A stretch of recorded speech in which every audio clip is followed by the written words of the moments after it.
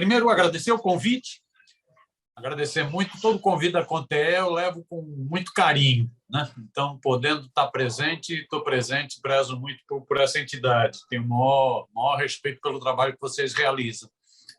Então, agradeço o convite, parabenizo a iniciativa de criar um coletivo de comunicação, importantíssimo. Parabéns, Alain, parabéns a toda a galera dessa área, né? E parabenizo estar fazendo essa troca de ideias também sobre esse momento tão delicado que a gente está vivendo.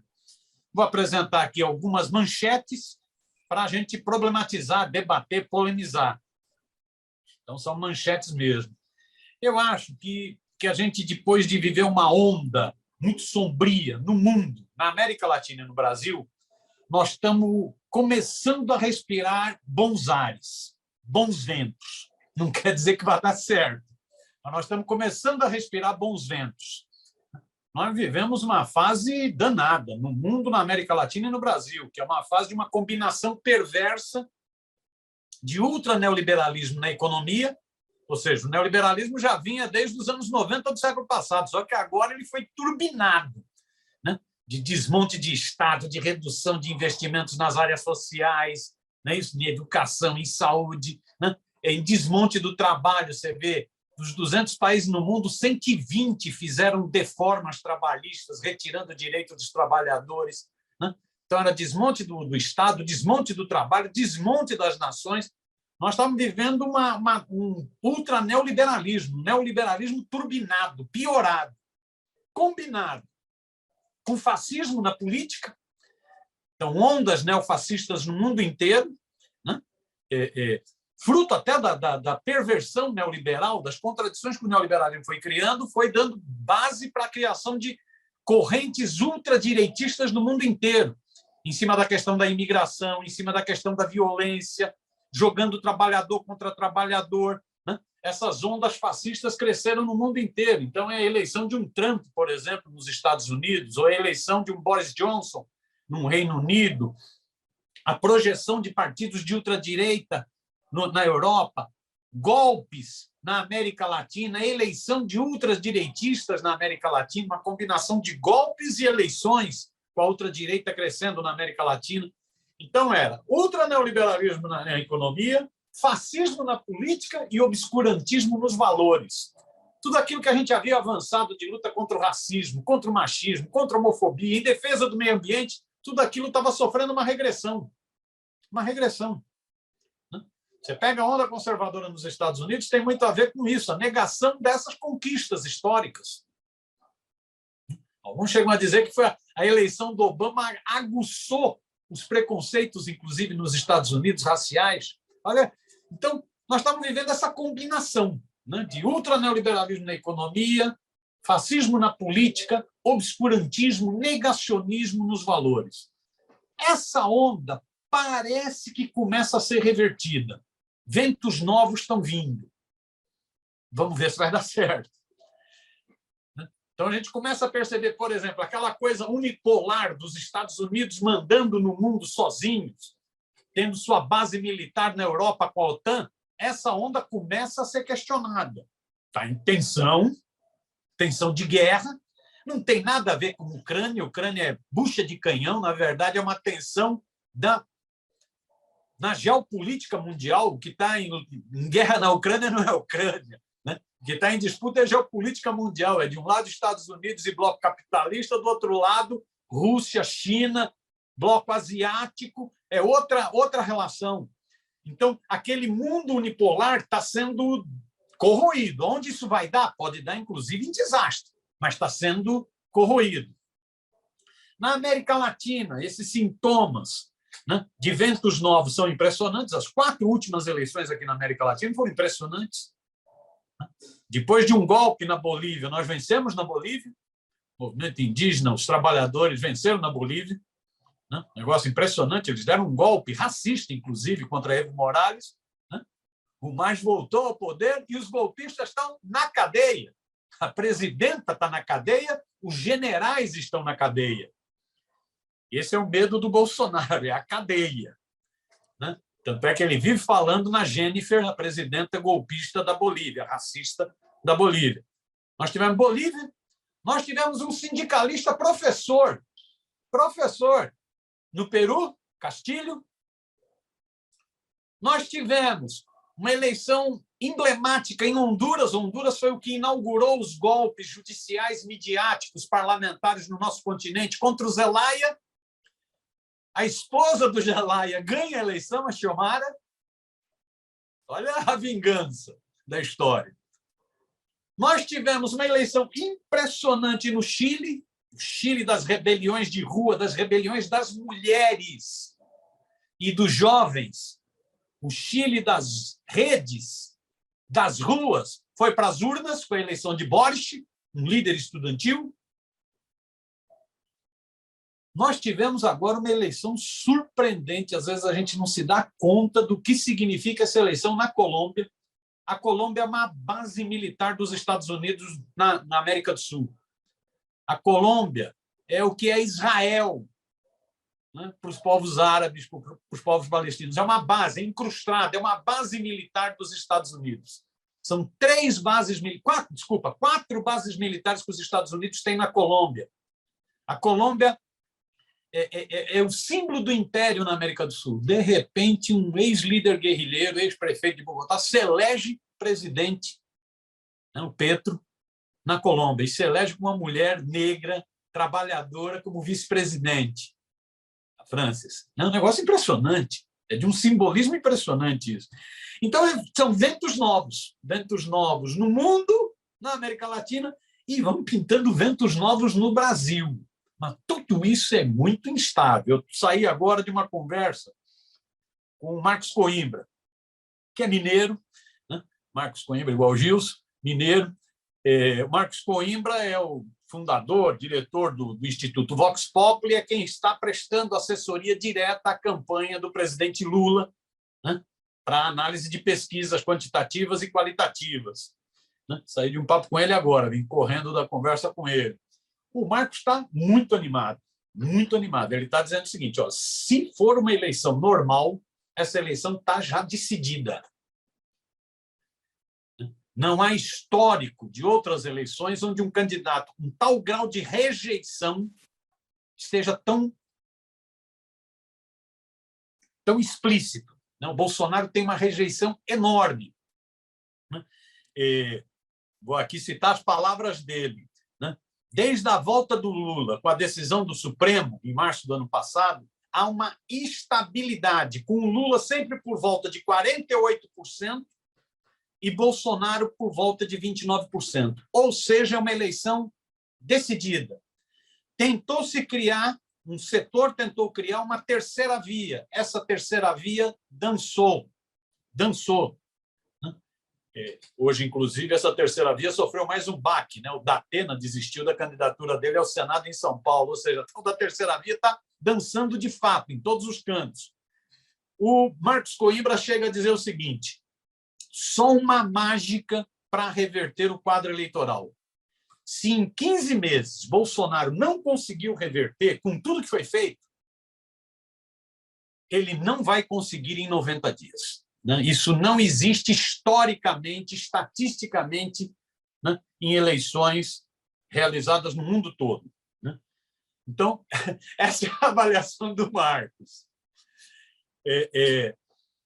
Mas ele, precavido como é, mineiro como é, ele diz, isso é falando dentro da democracia, dentro das regras democráticas desse sistema. Se respeitar as regras, o Lula ganha as eleições e pode ganhar, inclusive, no primeiro turno. Basta um pequeno deslocamento dos eleitores de Ciro Gomes. Agora, as regras podem não ser respeitadas. Então, nós estamos nesse quadro. Ou seja, os ventos no Brasil também estão sendo aparentemente muito positivos. Né? Por que o Bolsonaro está tão mal nas pesquisas? Isso o Marcos Coimbra dá alguns elementos, eu vou acrescentar algumas opiniões também. O principal fator que as pesquisas apontam é o caos econômico. A economia é o grande tema dessa eleição. Por isso que ele tenta tanto desviar os temas. Por isso que ele tenta ir para a pauta dos costumes, dos chamados costumes. Por isso que ele tenta ir para... Né? Ele sempre tenta tirar o foco. Porque quando entra na economia, aí é a vida real. As pessoas estão percebendo que a vida piorou muito. Já não são mais 19 milhões de brasileiros passando fome. São 33 milhões e 100 mil brasileiros passando fome. O emprego até deu uma melhoradinha nos últimos tempos, mas são empregos precários. A renda do brasileiro despencou. Mais de 77% dos brasileiros estão endividados. Quase 30% estão inadimplentes. Então, a situação piorou muito no Brasil. Esse é o ponto. O principal fator da derrota do Bolsonaro é o Bolsonaro. Esse é o ponto principal, é a economia. E por isso que dói tanto. O Bolsonaro não fica machucado quando a gente fala Bolsonaro golpista. Ele fica machucado quando a gente fala Bolsocaro. Aí ele fica machucado, porque ele sabe que isso o destrói. Esse devia ser a nossa concentração maior de energia. Essa é a mensagem. Está na economia, está na inflação, no desemprego, na queda de renda, na miséria, na fome, no osso. Está nisso. Segundo fator que pesa nas pesquisas, e por isso a diferença entre o eleitorado feminino e masculino, a questão do tratamento, o enfrentamento dado à pandemia. O enfrentamento foi criminoso. O enfrentamento negacionista foi de um genocida, com aquelas imagens da gripinha, do respirando, fazendo brincadeira com pessoas com respirador, com oxigênio, né?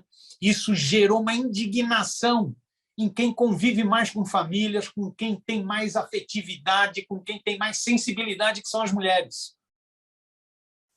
Então, por isso que ele está tão mal, né, no eleitorado feminino. E agora, com essa história do presidente da Caixa, do estuprador da Caixa, do metido a garanhão da Caixa, a coisa piora ainda mais. Então, pandemia. Terceiro fator que ajuda a explicar por que ele está tão mal é que ele não aguenta, ele é um escorpião. Isso vem desde a época em que ele era milico, em que ele tentou um atentado terrorista, patrocinou um atentado terrorista, quase foi expulso do exército, foi repreendido, foi puxado a orelha pelo próprio Geisel. Ele joga na instabilidade, ele joga o tempo inteiro na tensão, e isso cria uma preocupação em setores da sociedade, inclusive em setores da cloaca burguesa. Ficam muito preocupados com esse clima de instabilidade permanente que ele cria, inclusive no mundo, o que afeta, inclusive, a balança comercial brasileira, por exemplo.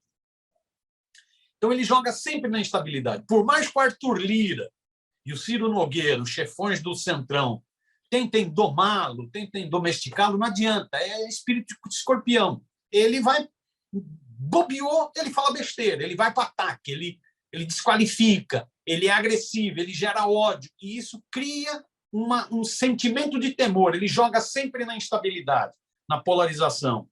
Outro fator é que nós resistimos, esse é um fator fundamental. Se não tivesse resistência do movimento social, da esquerda social e esquerda política no Brasil, ele estaria navegando sozinho, mas teve resistência. Resistência ao golpe, resistência à prisão ilegal, né, criminosa do ex-presidente Lula. Teve resistência do movimento social brasileiro, da esquerda política brasileira. Outro fator, o próprio fiasco da terceira via. Né? A terceira via tem uma parcela da burguesia que elegeu Bolsonaro, bancou o golpe, ajudou a ascensão do fascismo, mas que desconfia do Bolsonaro, acha que o Bolsonaro exagera demais, é muito tosco, arrota na mesa, né? Boca suja. Né? Essa parcela tentou ir para uma terceira via, não conseguiu construir essa terceira via, essa tal candidatura do centro. Não conseguiu. Né? E olha que ela tentou, lançou vários candidatos, vários balões de ensaio, Luciano Huck, Datena, que antes era para presidente, Amoedo, Mandetta, Eduardo Leite, Moro, Dória, todos caíram, todos ruíram. Agora estão ventilando a Tebet, mas está difícil. Pesquisa para pesquisa, ela não sai de 1%, então está difícil. Né? Quem diz que o MDB vai com a Tebet? O MDB está todo rachado nacionalmente. Quem diz que os tucanos, que já tinham traído Dória, vão com a Tebet?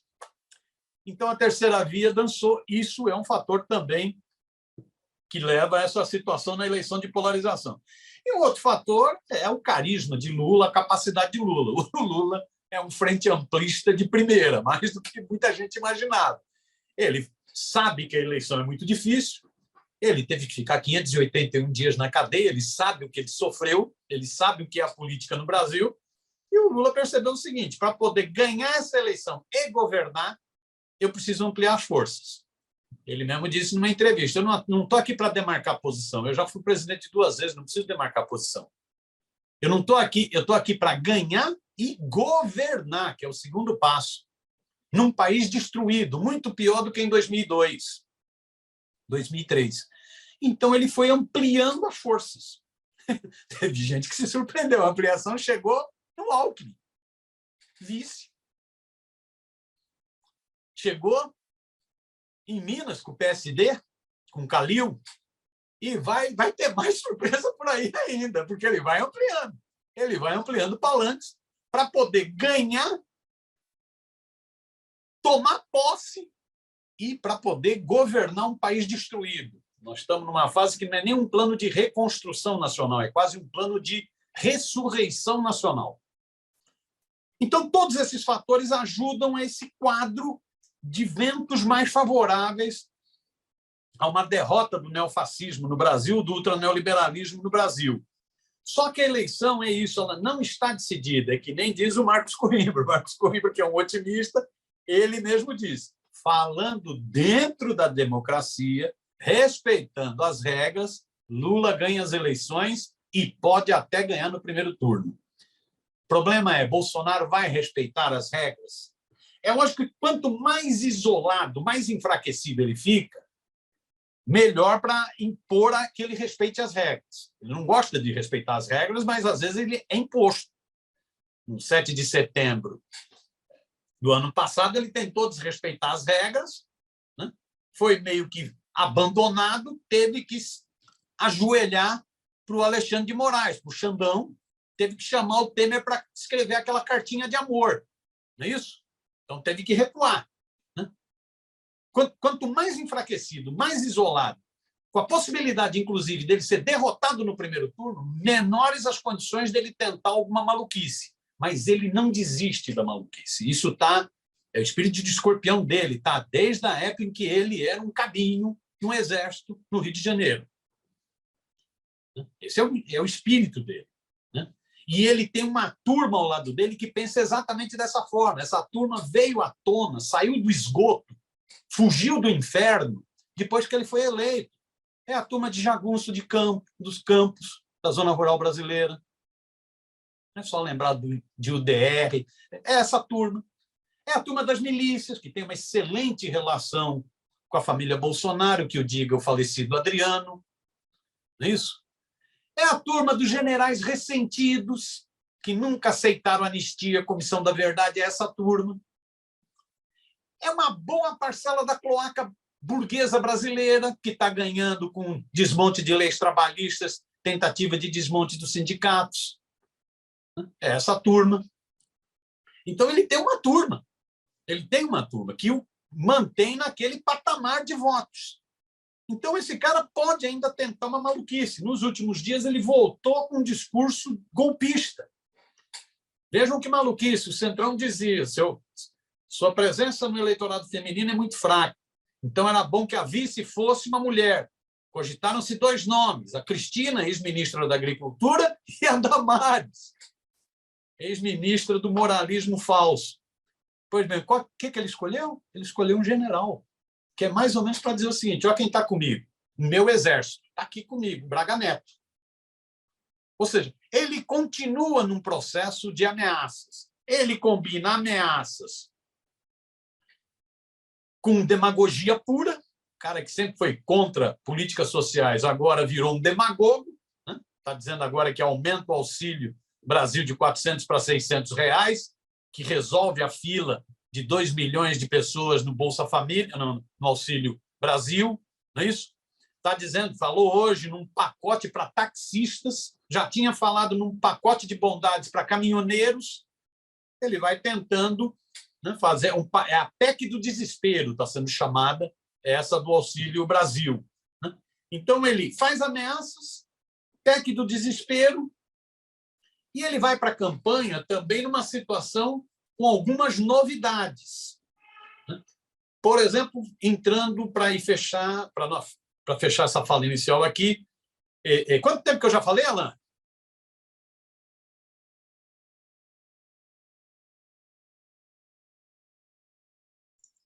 $16 minutos, faltam 4. Então vou fechar. 4 minutinhos para fechar. Boa. Ele vai para uma eleição com características novas também. Então é isso. Golpismo, discurso golpista, General Braga na vice, não é isso? PEC do desespero, né? E ele vai para uma eleição, veja só, na eleição de 18, Bolsonaro não teve tempo de televisão, em termos de campanha de legislação eleitoral, em termos de propaganda eleitoral gratuita de rádio e televisão. Ele não teve porque PSL tinha um parlamentar, era muito frágilzinho, ele não teve. Não quer dizer que ele não teve televisão, ele teve, principalmente depois da facada. Depois da facada, ele ganhou um baita destaque na mídia. E ainda teve uma vantagem, ele fugiu dos debates. Então, ele fugiu dos debates e ganhou uma baita exposição como vítima na mídia. Mas ele não teve tempo de TV na propaganda eleitoral. Agora ele vai ter. Você vê o Lula, com a coalizão que está sendo feita, com a federação, com a FÉ, é isso? Com a Federação Esperança, mais os partidos coligados, o Lula até agora, isso ainda depende dos últimos acertos, tem que ver quais as candidaturas que se mantêm para ver a divisão no tempo de televisão. O Lula tem 3 minutos e 39 segundos por dia na televisão, Bolsonaro vai ter 2 minutos e 33. A Tebet, se manter a candidatura, vai ter 2. Já em inserções comerciais, que são aquelas pílulazinhas de 30 segundos, que é como se fosse um comercial, que são as mais eficientes, aparece no meio da novela, aparece no meio do futebol, tem mais eficácia, né? Não cansa tanto o telespectador. O Lula vai ter, deixa eu ver, 33 inserções comerciais dia, e o Bolsonaro vai ter 28 inserções comerciais dia. Se a Tebet tiver a candidatura, vai ter 18. Estou falando isso porque pode haver, por exemplo, se a Tebet desiste, esse tempo é redistribuído. Mas você vê, dessa vez ele vai ter tempo. E vai ter tempo para uma propaganda que vai ser muito pesada, muito suja de televisão. Vai ser a propaganda na pauta dos costumes, dos valores, né? Os comunistas, os que comem criancinha. Né? Vai ser nesse nível. Ou seja, a mamadeira de piroca que estava nas redes sociais, ela vai para a televisão agora. Vamos ver qual é a eficácia disso.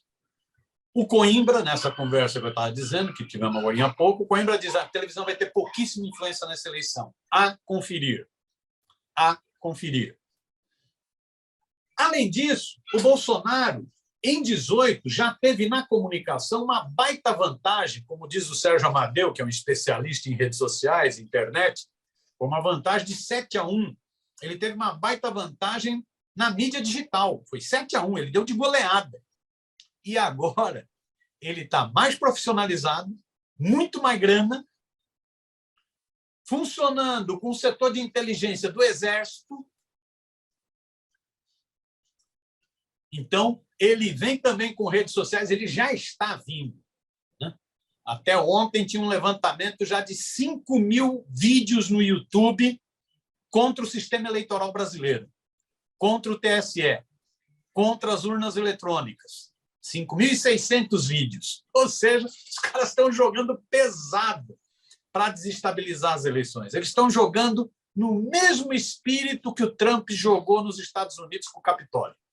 É o mesmíssimo espírito. Sendo que lá é urna manual e aqui é urna eletrônica. Não importa que tipo de urna. Né? Não importa que tipo de urna. Então, eles estão jogando muito pesado. Muito pesado.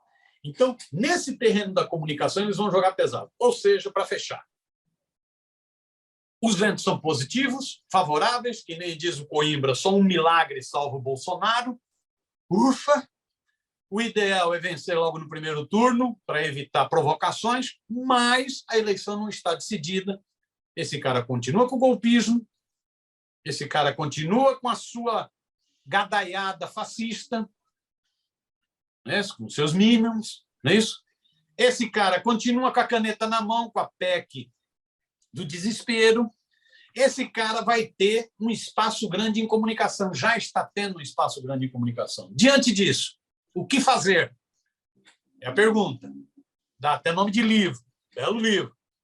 Não tenho resposta, nunca ninguém tem, eu acho, o que fazer. Eu acho que o que acontece está indo no caminho certo, ao definir o seguinte, é Lula, prioridade. Prioridade máxima. Essa é a nossa prioridade nos próximos 90 dias. Essa é a nossa prioridade nos próximos 90 dias. Ah, mas tem outras pautas econômicas, corporativas. Não, tudo bem, leve. Mas o central é essa pauta. É a disputa que está se dando no Brasil, porque é uma disputa que pode definir o nosso futuro. Essa é a batalha, mãe de todas as batalhas, foi assim que vocês definiram, Alan? Essa é a batalha das nossas vidas. Porque não é uma batalha entre esquerda e direita, não. É uma batalha entre civilização e barbárie. É uma batalha entre fascismo e democracia. É uma batalha entre ódio ou amor. É uma batalha entre violência ou paz. É uma batalha entre fome ou comida na mesa. É essa a batalha que está se dando. Se nós perdemos essa batalha, seja eleitoralmente, seja por golpe, se nós perdemos essa batalha, difícil saber qual vai ser o futuro da Conte ou do Simpros. Possivelmente não tem futuro. Simples assim. Essa é a batalha das batalhas. É a mãe de todas as batalhas. Então, é prioridade máxima. Ah, mas tem outras coisas para fazer. Esquece não. Relativiza as outras coisas. Concentra as energias nisso. Isso é o principal. Essa é a batalha principal. Essa batalha vai se dar nas redes. Nós temos que intensificar muito a ação nas redes. Nós ainda continuamos perdendo feio nas redes. Não é mais o 7-1 de 18, mas ainda é uma derrota grande. Você vê, só nas redes oficiais de Bolsonaro, seguidores de Bolsonaro e seguidores de Lula, nós perdemos 14 milhões de seguidores. Entre YouTube, Facebook, TikTok, nós perdemos. Ele tem 14 milhões a mais. Ele dá um baile no Telegram. Ele dá um baile, que é uma rede perigosíssima, porque espalha mentira com a maior facilidade, sem controle nenhum. Então, essa é uma batalha que exige que a gente invista muito nesse terreno. Lógico que é um terreno adverso para a gente. Você vê, saiu ontem um dado, a Tebit, só com Facebook e YouTube, nos últimos dias, investiu R$340 mil em patrocínio. Não é isso? O Bolsonaro investiu R$3 milhões em patrocínio. Nós não temos essa grana. Mas nós precisamos ver como estimular mais, como compartilhar mais, como produzir mais, né? Como fazer mais grupos de Zap, mais grupos de Telegram para espalhar mensagem. Então, é a batalha nas redes, mas é a batalha também no tete-a-tete, é a batalha nas ruas. Por isso, a importância dessa ideia da criação dos comitês populares. Se a gente tiver condição de criar um comitê popular em cada escola, em cada bairro, para fazer o tete-a-tete, para discutir com o evangélico, com um amigo evangélico. Pensa bem, bicho, tua vida piorou ou melhorou? Piorou ou melhorou? É isso que você tem que... Não fica pensando em outras coisas, não, amigo. Não fica pensando em kit gay, como que é, o piroca lá, sei lá. Não fica pensando nisso, não, bicho. Não fica pensando na piroca. Fica pensando assim, sua vida melhorou ou piorou? Você tem que fazer esse tete-a-tete com as pessoas. Então, essa é a batalha das nossas vidas na rede, nas ruas, para garantir a eleição. E para garantir depois. Porque não vai estar... A eleição não vai resolver, não. Carlos Lacerda dizia contra o Getúlio que era preciso evitar que o Getúlio fosse candidato. O Carlos Lacerda, o Corvo, né, o pai do golpismo brasileiro, que depois se danou com o golpismo, né, foi alvo dos golpistas em 64, né, Carlos Lacerda dizia se o Getúlio não pode concorrer. Se concorrer, ele não pode ganhar. Se ganhar, ele não pode tomar posse. Se tomar posse, não pode governar. Esse é o refrão dos golpistas. Eles vão tentar evitar a derrota eleitoral. Se não conseguir evitar a derrota eleitoral, vão tentar evitar posse e vão infernizar o governo. Por isso que a batalha na rede e nas ruas não é uma batalha só até 2 de outubro. Ela é uma batalha que vai se estender até para impulsionar o novo governo Lula, se for isso, a promover avanços no Brasil, porque o esforço vai ser de contê-lo ao máximo, de sabotá-lo ao máximo. Alan, é isso. Eu acho que estourei um pouco. Chega.